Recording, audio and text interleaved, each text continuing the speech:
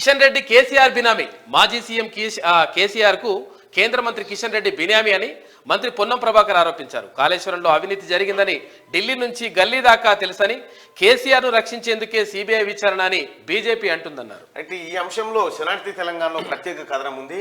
కిషన్ రెడ్డి కేసీఆర్ బినామీ అని పొన్నం ప్రభాకర్ అంటా ఉండు.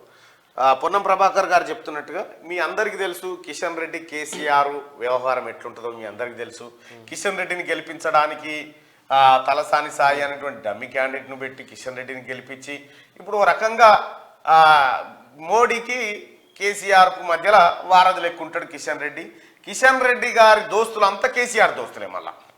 కాబట్టి కిషన్ రెడ్డి గారు ఏకంగా ఎంత క్లోజ్ అంటే వాళ్ళిద్దరికి, కిషన్ రెడ్డి గారికి కేసీఆర్కి మధ్య ఈ గ్యాప్ కనిపించాలని చెప్పి రండ కేంద్ర మంత్రి అంత ఇచ్చాడు. ఎవరిని? అమ్మో వీళ్ళ మధ్యలో ఏదో పెద్ద గ్యాప్ ఉంది అనుకునే రండ కేంద్ర మంత్రి అని అన్నాడు కిషన్ రెడ్డిని పట్టుకొని.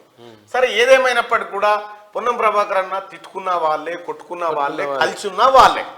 మీ మాటలు తప్పు కాదు.